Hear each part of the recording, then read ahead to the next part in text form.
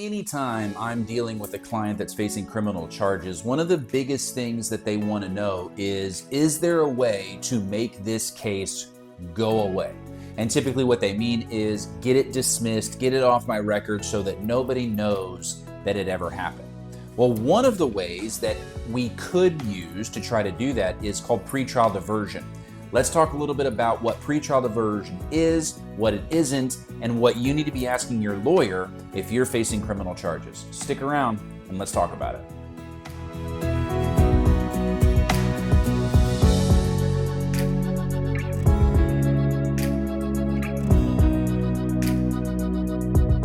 Happy Friday, everybody. Hope you're all having a great week and gearing up for another awesome weekend.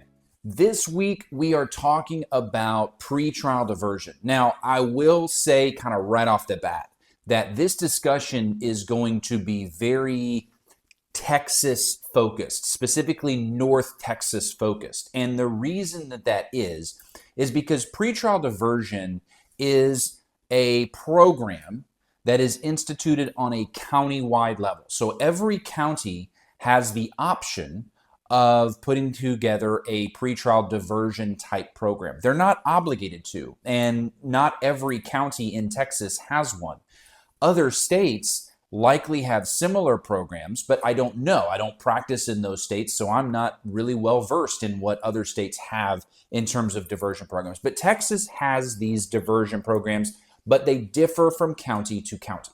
So what pretrial diversion is a program in which the county and the defendant diverts a case out of the court system and instead solves it in another way. That's what diversion means. It's diverting the case out of the courts.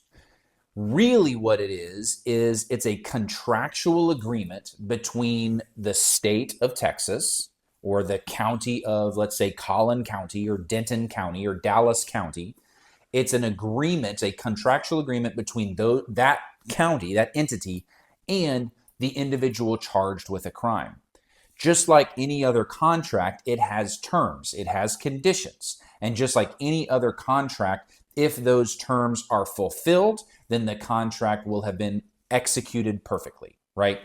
The terms and the conditions, again, they vary from county to county, but really what they say is, in kind of broad overview, is defendant, if you do these certain things for this specific period of time, then we, as the county of Collin or county of Dallas, will dismiss your case and will not oppose a full expunction, which sets aside the case. It deletes any and all record that it occurred. So it is both sides making promises to one another, okay?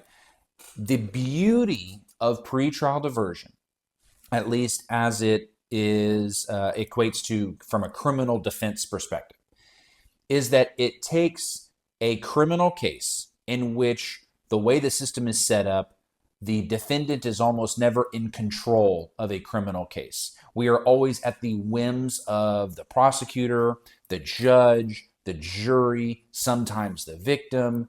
We are never in a good leverage or bargaining position in most cases. And in most cases, we always have to deal with a certain amount of uncertainty. We don't know what the outcome is going to be. We don't know what a prosecutor will offer us. We don't know what a judge will sentence us to. We don't know what a jury will think of the facts of a particular case.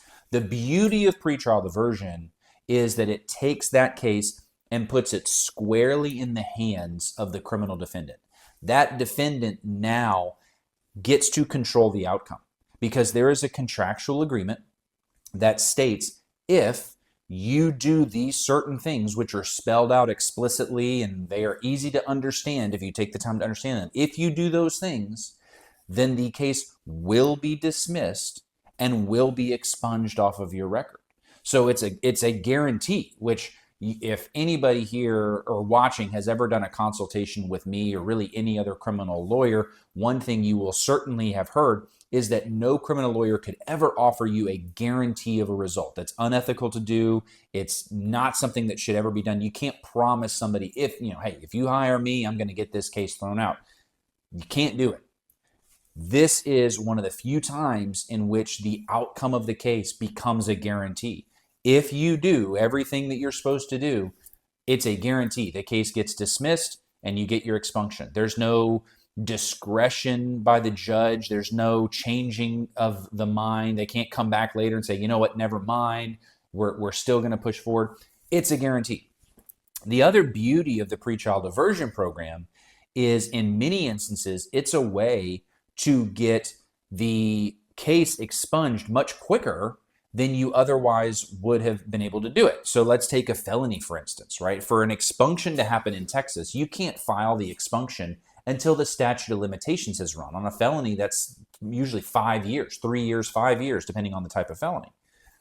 With a pretrial diversion program, which is typically a year long, as soon as that diversion program ends, you can file for your expunction. So you get to file for your expunction at the 1 year mark instead of the 3 year mark. So 2 years quicker than you otherwise would have gotten it. So pretrial diversion is something that is incredibly, incredibly helpful. Now, there are, again, some caveats to it. One of them is it's not available for every type of offense. It's typically available for most misdemeanors, at least in the counties around here. It's typically available for some felonies. In counties around here, it's like the non-violent felonies that don't involve a victim. So your thefts or frauds, that kind of things like that. And another big one is you can't have been given pretrial diversion in any county before. This has to be your first foray into the criminal justice system. The idea behind the program was it was kind of a second chance for those that deserve it in the criminal justice, but you don't get 2 second chances, right? So you only get one shot at pretrial diversion. The other kind of caveat to it is, in most places, when you enter into the program, you have to sign a piece of paper that's called a judicial confession that confesses to the crime for which you're charged. And why that's important is, let's say you're halfway through the pretrial diversion program and you mess up, you fail a drug test, or you break the rules, or you get rearrested, right? So you get kicked out of the pretrial diversion program. The case goes right back to court. It starts back over right where it stopped when you entered into the program. But now the district attorney has a signed confession that they can and will use against you.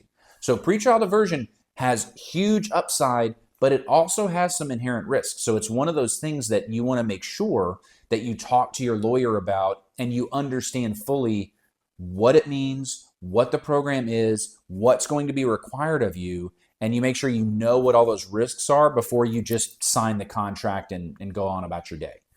However, for the right people in the right case, it is an absolute game changer. It is a way to make your case completely go away, get the expunction, at which point you can say under oath you had never been charged with a crime. So it's a huge deal. It's a really, really big win if it works for you. Hope that information was helpful. As always, if you have more questions on this topic or any other topic, you can leave a comment below. You can shoot me a message, an email. My email's at the end of the video. Or even easier, come by one of my live streams. I live stream every Wednesday night and Sunday night, and just ask. I love having conversations in real time with people that have questions, and we can talk about this or any other question you have, whether it's about the law school, being a lawyer, or just want to chat about anything in particular. So hope to see you at one of those places. I really love it when we have some engaging conversation. Thank you so much for watching this video. I look forward to seeing you next Friday. And until I do, be good and stay on the right side of the bars.